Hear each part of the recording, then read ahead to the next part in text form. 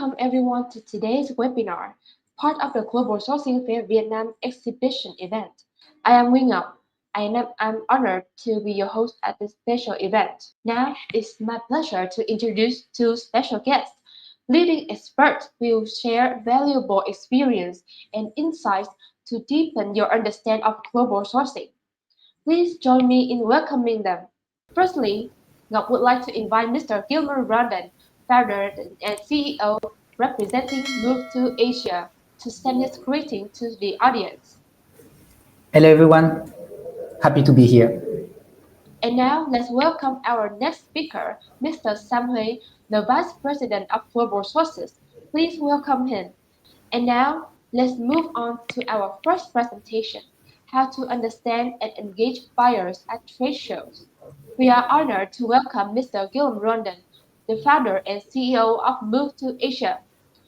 Mr. Guillaume, please come on stage. Thank you, Nyop, for this introduction, and hello, Sam, to be here with me today to discuss about this important topic. And then I will be starting the stage for you to understand how can you understand and leverage the buyer's relationship that we be building at the trade show.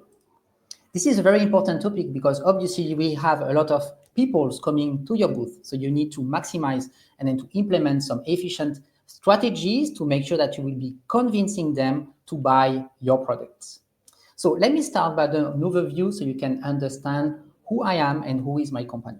So I've been in Vietnam for roughly 10 years and we are doing sourcing, meaning that our MoveToAsia team is helping foreign buyers to find suppliers in Vietnam, and then we basically represent our buyers' interest, meaning that we will be finding who are the best suppliers in Vietnam for them.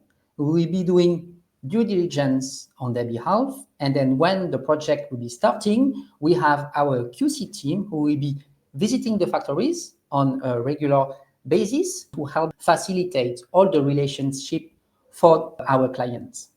So we have a mixed team between the team that will be more on the client side and then the back office team that will be in charge of all the production and then all the relationship with the factories. So basically, we act as a bridge between the foreign markets and Vietnam. A few words about myself. I'm originally from France, and I have also a deep interest into connecting with fellow entrepreneurs just like yourself. And then when we think about creating a product, you have all of you amazing products. So our role is also to help you to showcase what is the best from Vietnam and to help foreign buyers to understand this Vietnamese market and to help facilitate and close deals together. So in this presentation today, we'll be going through how can you understand and engage efficiently with buyers at the trade show. And we'll be going through 3 steps for you to go through the action plan. The first thing is how can you understand the buyers? And this understand is very important.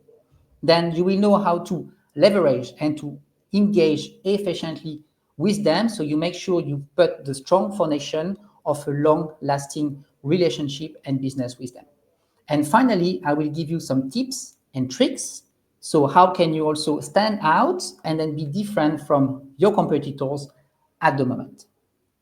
So let's go with the first step. The first thing, you have to imagine that trade show just like a big ocean, right? There will be a lot of fish everywhere. There will be a lot of big fish. There will be some medium scale fish, and there will be plenty of very small fish. And then you are the fisherman, okay? So you need to put the right strategies to catch the fish that you want. And in that ocean, there will also be seaweed. Seaweed is actually very tasty when you go to a restaurant, but maybe for this trade show, that won't be your targeted thing that you want to catch. You will try to focus on the fish. If you're a big company, you will try to catch the big fish. And if you are medium scale company, then maybe you will target the small and then the medium fish. So how can you understand which type of fish or seaweed that you have in front of you? Then it will be starting by asking questions first. And this is very important because most of the people, when you go to their booth, they won't be asking questions first, okay? So How do you identify who will be the visitors in front of you? Then you may have some procurement people or sourcing professional, just like myself. Okay, we'll be visiting the trade show to meet new suppliers. Maybe we are representing the interest of our clients. Those people may be employees, right? So they may not be the key decision maker. So this is also very important to pay attention about that. Then you will have entrepreneurs or startup people or small shop owners. Those people are the key decision maker, so they may be more keen to place an order. They may be the right people to talk to. So here it will be more the small scale to the mid-scale fish. Then you have plenty of supply chain and logistic agents that will be coming to your booth, but more in a partnership mindset, right? They would like to partner with you so they can offer you their services, and then you will be taking care of the manufacturing, and then they will be taking care of the logistics. And then you may have some technical and QC people that will also be coming to your booth. Those people, they're also looking for business. So you need to see from those 4 groups of people, who do you want to target? Generally speaking, you will want to target the procurement people, right? So people who are coming here to place an order, as well as the entrepreneurs, okay? So now you know, and then you will understand who are the people that will be visiting you. So how can you engage and then know who you have in front of you? Then you needed to ask questions, okay? As I said earlier, most of the booths that I visited before, I attend probably 10 to 15 trade shows per year. And most of the time, when I come to a booth, the person wanna show me their products. And this is the wrong move. They should ask me questions first to know what are my interests and who am I, okay? So the first question that you should ask the people, and then you should write this down, is, may I understand what is your business and your role today? This is a very important question because you will need to know who is the person that you have in front of. Are they representative of a big group, a large corporation? So they will be coming with a strong interest, but they will be probably screening the market very in depth. And what are their role today? What are their intention for this trade show? So you can easily, by asking this question, know if they are directly coming and they are a big fish, or they will be, for instance, an entrepreneur or the other category. Then the second question that you should be asking them is, what are the products that they are looking to source at this fair? This is also a very important question because you will have a catalog, you will have already an offering in the booth, and then they will be telling you exactly what they are looking for.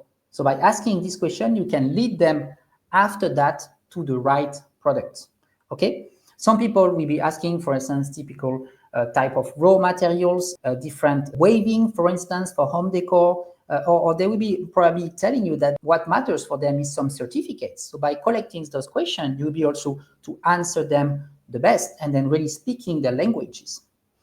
And here is where most of the people stop. After this question, they will be bringing the visitors to the booth. You should ask one more question. This question is, what is the current challenges that you are actually facing and that you would like to solve at this trade show? This question is super important. Why? Because it highlights the pain point that your visitors is facing. For instance, some visitor, maybe small scale enterprises, they will tell you immediately that they will be looking to place a test order or they have a small MOQ. Then you can immediately bias your explanations and tell them that for people just like them, you offer test orders to facilitate the first deal. Then you may have some people that they will immediately highlight you that most of the factories that they visit, they don't have certain certificates and they don't have certain machinery. Then by collecting those inputs first, you'll be able to also explain them how you are different from others and how well equipped you are to serve them the best. So you understand that by asking questions first, you'll be able to collect enough data and after present your brand or your company in a certain way that will be more impactful than if you don't ask questions. You ask a few questions already. Now it's time to bring the person inside your booth and then start to engage and then to leverage that initial discussion. Then how can you do? Again, you start by asking questions first. So you can be nice at the beginning, asking some small talk to understand a bit more where they are coming from. Of course, you will need to also be able to know exactly which type of products they want, right? So you can lead them inside your booth and show them your products. Then the second thing that you should do is to present your brand with a value added and then do storytelling. Everyone like to hear stories, right? Since we are babies. So if you can present your brand in a certain way with the right storytelling, you can elevate the discussion. I'm going to give you some example. Let's say you have a factory or a workshop that is far from big cities, right? In an area in Mekong Delta, for instance. Then that can be seen as a disadvantage, but actually you can tweak it as an advantage. Why? Because you can tell your potential clients that you are working with small artisans in that part of Vietnam. They are very well known for the ancestry art. You have workers that has been working for you from generation and generation in the same village. So you can change a disadvantage that could sound first into an advantage. And then you also tell them a story. You also tell them, how did you get this idea of product? What is the team behind? How passionate you are about delivering your products. So you make sure that you will convince them that you are someone who is passionate first and offering them a product that you are really trusting in.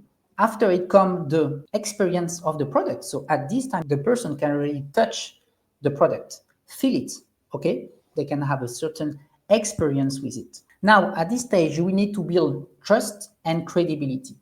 It goes through, for instance, giving some examples about buyers that are already purchasing your product. It can be also showing that you have a certain demand and then you are able to do some product development and assist buyers into really customizing your existing product. By sharing those testimonials, it can just elevate your brand, show reliability and credibility for them. Now we come to the pricing aspect. You see, from now, we didn't discuss about price yet, but of course it will come in the discussion. I've been attending to so many fairs where when I ask to get some ideas about pricing, sometimes the person I have in front of me is not able to provide me a quote. And I would expect not necessarily an accurate quote, but at least a range, right? Can I buy this product for $5, for $6, etc. You should equip your team with basic information about the cost. And of course, it will come with a certain MOQ. And then this is crucial to have those things prepared in advance. So it can be also printing some materials. So when you have a foreign buyers really showing strong interest, they can get a first idea about how costly it's going to be. Then finally, we are here at the sixth point, and then the last point of this journey into elevating the discussion with this potential buyer. This is called the data collection and then the follow-up. So you need to get as much information as possible from the current buyer that you are having in front of you. You should ask for the business card, the names, the company, and as much information as you would have collected through the discussion and then question that you asked them earlier. And then you should put everything inside a notebook. So you should, after you meet 40, 50 different buyers, that you remember exactly what was the demand of this exact buyer. It can be interesting at this stage to also take a selfie with the person. So later on, when you'll be sending them more information, and then it can be through the follow-up. So sending an email after 1 week or 2 weeks, you can also attach the selfie that you'll be taking with this buyer. This follow-up is very important. Why? Because buyer won't take the decision into buying your product the day that they're going to meet you. It's going to take them probably 1 week, 2 weeks, or sometime even more. Just remember that in March is going to be the busy time for all the fair in Asia. So people will be traveling to this part of the world and they will be doing probably 2, 3, sometimes even more trade show, right? They'll be visiting and then gathering a lot of information. And they will be doing the final execution and placing an order after that. So between the first time that you meet them until the time when they are ready to place an order, you need to be in their mind, okay? That have to come up through a follow-up strategy. So remember, as much possible, you're going to personalize the experience as much they will remember you compared to other people. You can also think about getting them into a newsletter, so they get more information about your new offering products, and then you keep the discussion warm until the end. If you do that, you will be already good enough, right? To convince them and to show them that you are trustworthy, that you are a good potential partners, and that you are open to do business with them. Now, what can you do that will be a little bit more and that will be the cherry on the cake? So first, you can create them a digital experience. What does it mean? You know that how it's important nowadays to mix the online and the offline. So what you can do, for instance, is you can print some QR codes on each of the products. If you cannot do for all, you can try to take your best sellers, put some QR codes on it, and when people will be scanning it with their phone, they will be sending out on the page on your website or on a PDF. This PDF, you can put some nice photos, descriptions, technical specifications, and maybe some information about the pricing and the MOQ. It can help them to get an online experience after meeting you for the first time. And because not so many people will do it, if you do it, you will be again standing out from others. The second thing that you can do is to personalize the experience for the VIP people. So here we just, let's say you're going to meet 40 to 50 potential buyers, okay? You can select 5 to 10, the one that are the most promising one, the one that you had very good discussion that shows strong interest into your product. What you can do with those key potential buyers and to create the extra step for them. For instance, most of them will be coming for the trade show, but after that, they may extend the trip just for leisure. You can also try to engage with them as early as possible and offer them extra things. It can be inviting them to the restaurant, but it can also bringing them to your showroom or to your factory. Imagine you take the most potential people, you bring them to your factory so they can really see what are the processes that you have in place, meet your team, what are the different steps that are into manufacturing the product. Of course, if you do that and if other people don't do, you know that you will create a special experience for them. You need to think about this transaction of getting a new client, not a single transaction. You should think it more as a long-term journey to convince someone, and then that can take some time. You can imagine about, we call it a community, but you need to think about the bigger picture. For instance, I said it earlier that if you get them follow-up emails, it's good. You should personalize the relationship that you'll be starting to build with them. You can also think about putting them into a newsletter. So when you send them updates about your company, it can be you have some news about your new offering, or you had someone talking about your brand, or you have a new client. They should be updated about that. So imagine after a few emails automatically sent to them, they feel that they trust you and they feel that they know you. And if you get this sense to the potential buyer, and then you have a stronger chance to close the deal. Then finally, the last step, you can also create gamification, or you can also create a fun experience for them. Let's say during the fair, you choose a time.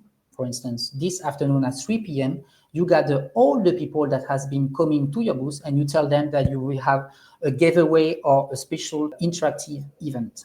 They will be all gathering to your booth. You can use this opportunity to take pictures and then to show that you do things differently than other people at the trade show, and then you create a fun and memorable experience. And then in the end, you can just give them some free samples so they are happy, and then later on they will talk good about your brand. So you understand that getting and leveraging this journey of trying to engage with new potential buyers and then elevate the pitch to show them your trust and then your product, and then that you can be a reliable partner for them, takes time and effort. But this can be rewarding in the end. It needs to start by asking the right questions, elevating the speech to them, okay? And after that, implementing a few things that are important to be done to really differentiate yourself from the other competition. Now it's time for the much anticipated Q&A session. In this question, I would like to invite Mr. Guillaume Rondan from MoveToAsia to answer this question. From your experience working with international buyers, what are the key factors that drive them to choose Vietnam as a sourcing destination? Thank you. This is a very important question, and I'm happy to be able to answer it today. So, I had a call this morning at 8 a.m. Vietnam time, and I had a call yesterday evening at 8 p.m. Vietnam time, both for the US market, and this is the same question they asked me. There are probably four reasons why many foreign buyers are now looking to buy made in Vietnam goods. The first reason would be diversifying outside of China. Just with the recent announcement of Trump, many companies used to be doing 100% of their procurement in China. They're looking to diversify risk. So they look for the most alternative country outside of China, and Vietnam is one of the most potential one. The second reason would be on the cost perspective. Even though Vietnam labor cost is going up, it's still lower than in China. The third reason will be just because Vietnam has a lot of traditional and ancestral arts in some key sectors, such as furniture, weaving, home decor, which make those products very competitive for global markets. And finally, the four reasons would be that Vietnamese government is pro-export, so there is a lot of incentive that is pushing the direction of becoming the new rising star of Asia. I would summarize then on those four reasons: diversification, competitive costs, high craftsmanship, and then incentive is to making Vietnam the new rising star. As a new supplier with limited export experience, how can we differentiate ourselves and attract buyers over more experienced suppliers? And additionally, what type of buyers should we focus on at the exhibition? Thank you for this question. And I think this question is very important for small scale or mid scale suppliers that are new to export. I think everyone have their chance, and I think you should aim for your unique selling proposition. You will be trying to see how are you differentiate yourself compared to other competition, your competitors, right? And you'll be to emphasize on your expertise, your certifications, and then your export experience. Even though you are not exporting yet, you should still be able to understand the codes and then the needs of foreign buyers. The second thing you should also take into consideration if you are new is offering flexible MOQ. And that's something you can offer and that bigger scale factories won't provide. So by offering small minimum order quantity, you can get your first clients and then start to export to a new market. Then you can also prepare more in advance. And as Sam emphasized earlier, there is a preparation step that you will have to do. And then if you have all the brochures, all the material in English, then you can also show that you are professional and then trustworthy, even though you are smaller than some of your competition.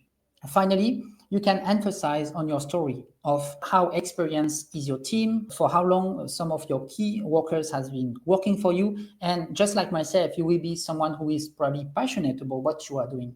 And if you are more smaller than other big companies, you can emphasize on that. And many foreign buyers are now looking to connect and then to engage with small scale artisans, small workshops. We do bring a lot of clients who are also looking for that. And they will have other needs, such as they are more keen to work with someone who have more sustainability practices, ethical labor code inside their companies. If this is something that also resonates with you, you should share it to the potential buyers. So you'll be immediately different from your competition. And to answer the second question, which type of buyers should you target? As I explained on my presentation, you should go to the solo entrepreneurs, the small scale businesses, the retail shop, or looking also to connect to sourcing agents that will be also having a pool of clients who may also be and then look for placing orders in smaller scale businesses, just like yourself.